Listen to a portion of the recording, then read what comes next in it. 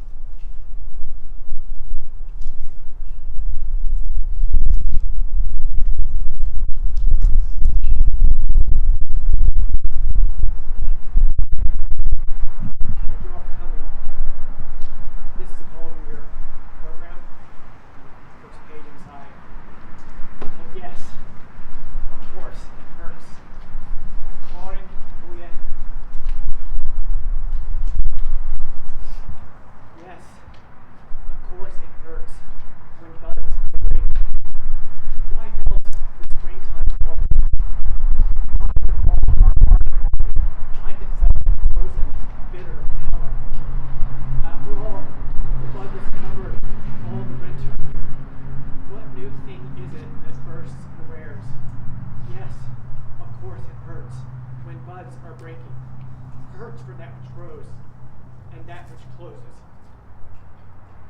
Yes, it's hard when drops are falling, trembling with fear and heavy, hanging, cleaving to the twig, and swelling, sliding. The weight draws them down, though they go on, clinging. Hard to be uncertain, afraid and divided. Hard to feel the depth of the track and fall, yet sit fast and merely tremble. Hard to want to stay and want to fall. Then, when things are worst and nothing helps, the tree's buds break as if rejoicing.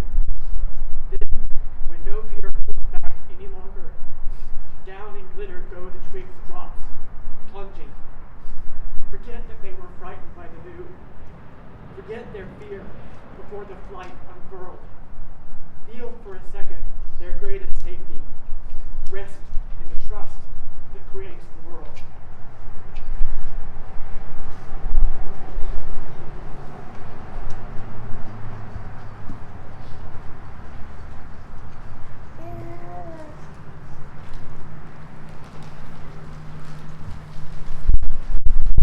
Good afternoon, everybody. Thank you all for coming. I think my papa would greatly appreciate it. Just want to say a couple things about him. We could stand here probably all afternoon and go over his many accomplishments and his resume and all the things he did throughout his life. But I'm going to share with you some of the more funny things that he has left me with. I'm going to keep it relatively brief because he was a man of few words, but you better be paying attention when he did speak, because it was usually a good piece of advice or a very funny comment. On the subject of his brevity, he was not that way when he would send you text messages. We used to joke and call them emails because they were lined out perfectly in paragraph form with perfect punctuation and usually several pages long, but he did always sign them, Love, Papa. Another thing that was his favorite whenever he would visit is we would go get takeout food, and naturally I would try to drive to make sure we got there and back, because he loved driving to the soundtrack from Top Gun, and he tended to match the tune. He also loved Auburn football. Almost every time there was a big game, I could always count on the text messages or phone call saying, "How about those Tigers?" And he was very proud to have been part of that school. I'm going to close this and with two things. Number one was one of the more important things he taught me, and that was how to tie a tie. Double Windsors only. That was a requirement. And the last thing, and one of the most important things that he taught me, every time I would leave his house, he would look at me and tell me to take care of your wife and those boys. And that was the most important thing to him.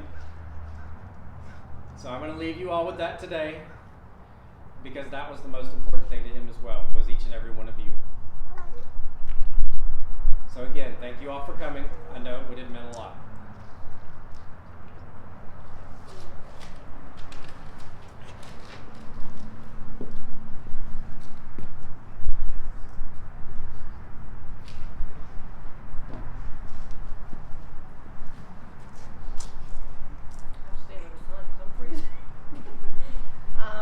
Thank you for coming today. My sister and my brother and I have all been through a lot.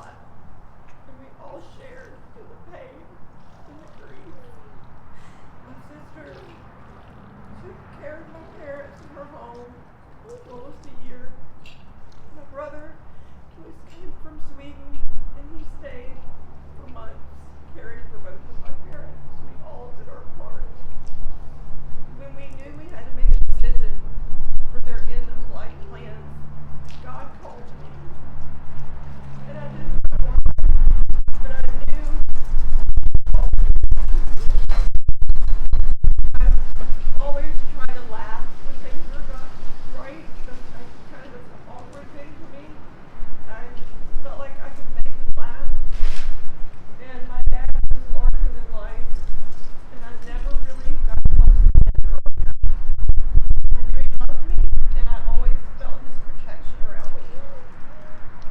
But the last year that I spent with my father has been the most amazing experience that I've ever had. We laughed, we cried. He would text me at random times of the night just to share something with me or tell me how much he appreciated what I was doing for him and my mother. I was with him when he passed. I gave him his last drink of water. I held his hand to the very end. And I felt peace. So, I just want you to know that it's never too late. And if you can have a relationship with your loved ones or your parents that you never got chances to see, do it. Because it'll be gone. But my father would do little things like wink at me when I was feeding him. Or I gave him a manicure and I'd laugh and say, "What color would you like?" And he'd laugh. But I won't say anything else. I just want you to know that I feel blessed to have had this opportunity. And I thank my brother and my sister and my whole entire family for all the love and support. Thank you.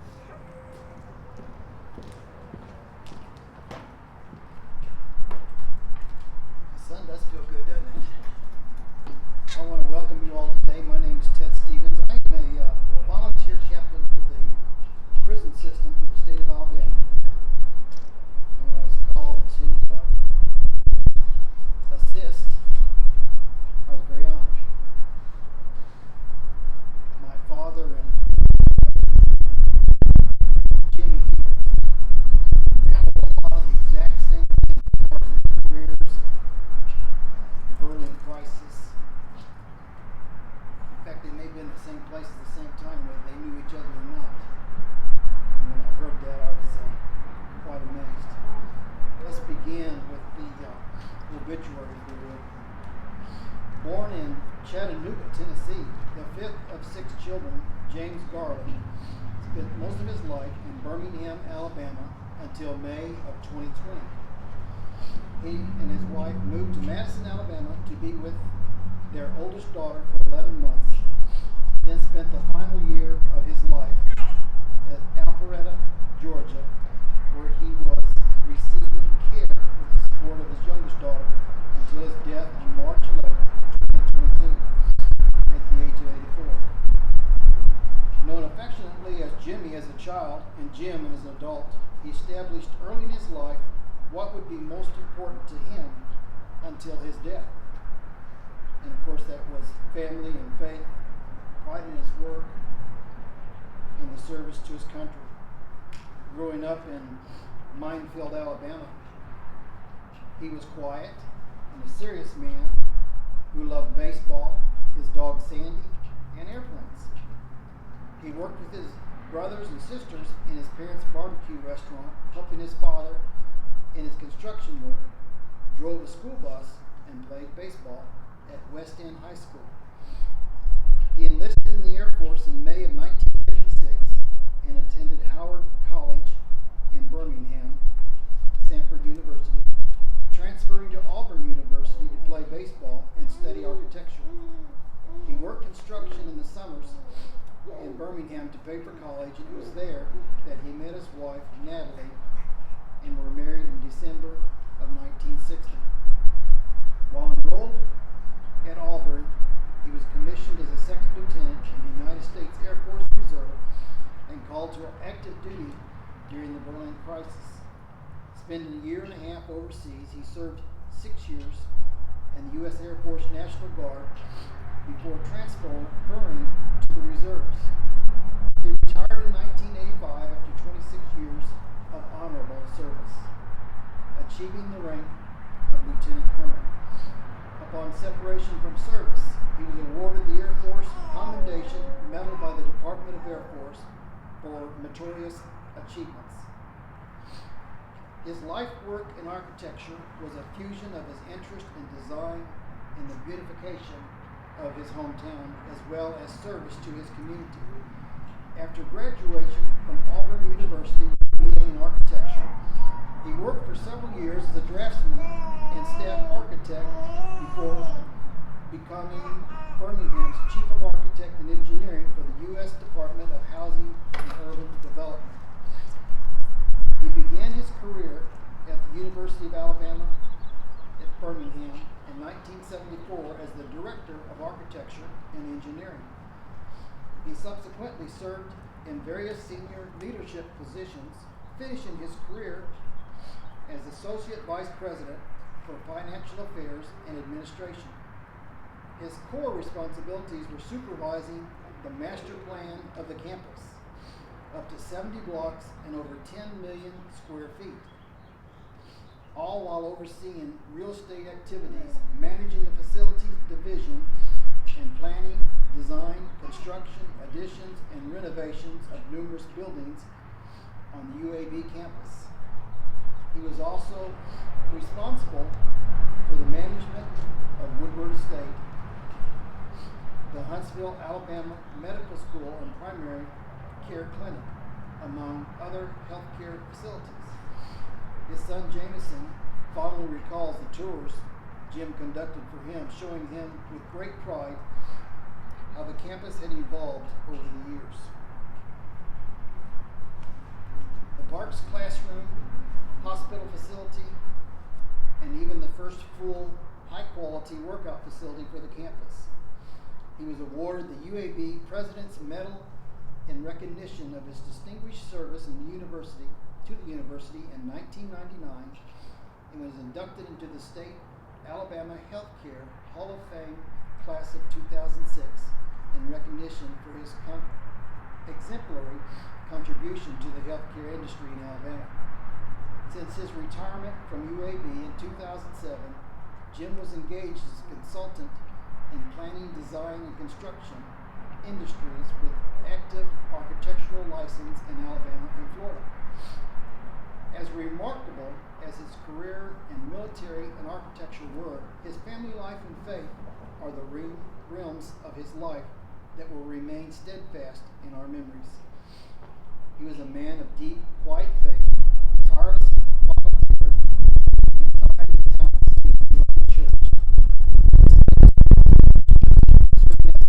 And overseeing many of the church's building projects. Those projects included the addition of a porte cochere to the main entrance, the addition of the children's building, a student's building, additional adult education space, and repairs and renovations to the sanctuary damaged by the He was a trusted friend and advisor to ministers and staff of the church. He read many books on religion, including The Contemplative Life and Importance of Deep Personal Reflection.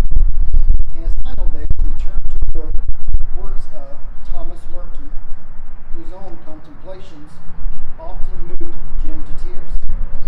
Of equally touching importance, his faith was woven through his devotion to his family. Unlike some men of his generation, he never took weekends for himself. He went away from home only when work and military required him to be. His children will always have fond memories of him for the weekends that he spent at home, working in the yard, improving each of their homes for the betterment of his family, preparing for church on Sunday and being home for dinner, many of which he cooked on the weekends together with his wife. Jim is preceded in death by his parents, H. Garland Sr., Roxy L. Garland's sister, Doris L. Garland, and Shirley M. Garland, brother, William F. Garland, Betty, and niece, Sharon Harrison. He is survived by his wife of almost 62 years, Natalie Keith Garland, daughter Lisa G. Seagrove, and Allison Garland, son Jameson Garland, grandson Jesse Stewart Seagrove, Kristen, Lucas James Seagrove, and Trip Jenkins. Great-grandson sons, Dawson James Seagrove and Everett Lee Seagrove. Brother H.H. Garland Jr. and Beth. Sister Beverly G. Urchon. Brother-in-law Roger P. and Jean. Sister-in-law Madeline Betty and Paul, and numerous nieces, nephews, and friends. I have to say, what an amazing life.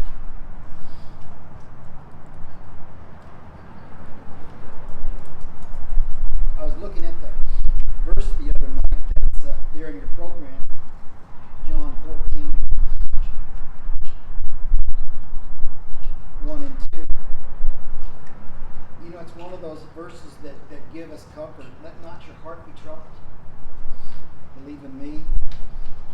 And then it talks about a home that is prepared for us. And I can just imagine being an architect, what this man is looking at now. And maybe going over and in amazement at what has been prepared for him. You know, there's a lot of people that we see that in life they just exist. And I say, how sad. I think this man really lived. I don't know how he got it all in the time that was allotted to him, but he did. It seemed like he accomplished a lot. My wife and I, we have a tendency to go out on Sunday afternoons or Sunday evenings sometimes, and believe it or not, we walk through cemeteries. But my wife does find a grave, and she'll get a call and say, "Would you go out to such and such cemetery, and will you try to find a grave, take a picture of it that we'd like to have it for the family?" One thing that I've noticed, and she's noticed, and I'm sure you've noticed too, is you stand here and you look around at the different names and stuff, the birth and the death dates. And in between, there's this dash. I call it the mad dash of life. Because we're conceived, we're born, we live, and then we die. And it seems like it comes so quickly, doesn't it? I can remember yesterday I was 4 years old. Today I'm 63. And it just seems like that's how quick it goes sometimes. Life just seems to disappear. And in James 4:14 it says that, you get a chance to read the verse later on, but I'll give you the gist of it. It says, life is but a vapor. We're here just for a moment. And even though it might seem that if you live to be 300, that time is still just so quickly. And yet I think about his life, and with all that he had going on in his life, and all the things that he did, which was pretty cool, it was quite an obituary, that he had time for his family, he had time for friends, he had time for his God. Most important thing. Jesus says in Matthew 7:13 and 14 that there's a road in life. There's actually two roads. And if you lived back in the time of Jesus, you could imagine everywhere you went you had to walk. There's these trails and things. I'm sure a lot of the narrow trails were probably not always smooth. Sometimes they were bumpy and maybe you had to climb over rocks and things like that, but they were the shortest routes, and taken maybe to the synagogue or around the village, that sort of thing. And then there was the wider road. And Jesus used this analogy for life, that we can take the road that's sometimes a little bit more difficult, but it's called the narrow road. But it has a destination that is different than those on the wide road. And the wide road, of course, Jesus said, led to destruction. And many that go there. When you go to the wide road, Jesus time, you probably see parks, concrete, and all these kind of things. 15, 20 feet wide, and all these people would be going and marching and going back and forth from city and their different destinations from there. But Jesus wanted us to know that sometimes the narrow road is a little bit more difficult. It's not going to be as easy a road, but it's the most important road. Which road do you take?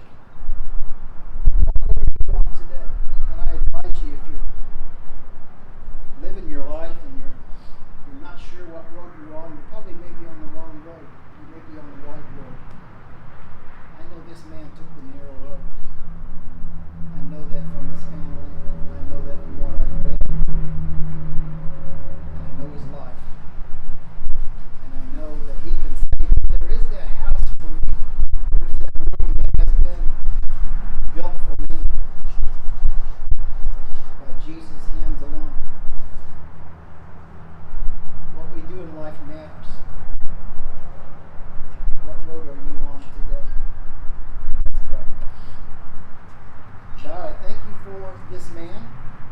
I thank you for his family. Lord, we grieve for him today. I pray for his family. I pray that you will touch them. Give them fond memories, Lord. Today's not a day to suffer and anguish over the loss, but it's the day to remember and to think back of all the things that he did in their lives and the times he taught them to tie a shoestring or fly a kite, or took the time to explain something that maybe wasn't always necessary to be explained. Help us to remember those times about it. Help us to remember his faith and why he worked so diligently in and around his church, Lord, to make a difference there, not only for his family but for others. And he cared about that. We thank you for his testimony, for the life that he lived. And pray for others that follow behind him, Lord, that they see the example that this man has presented today with the narrow road that he chose to live and to follow. In your name we pray.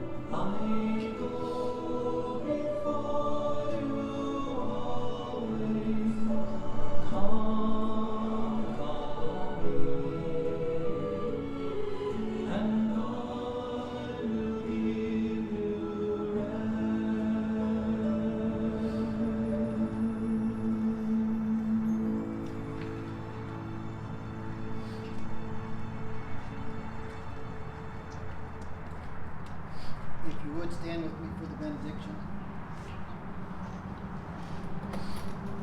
James Garland, we've gone with you as far as we can go until we see you again. Depart now in the fellowship of God, the Father, and as you go, remember, in the goodness of God, you were born into this world by the grace of God. You have been kept in this world, even unto this world, even unto this hour, and by the love of God, fully revealed in the face of Jesus, you are being redeemed. Amen. Thank you. You're dismissed.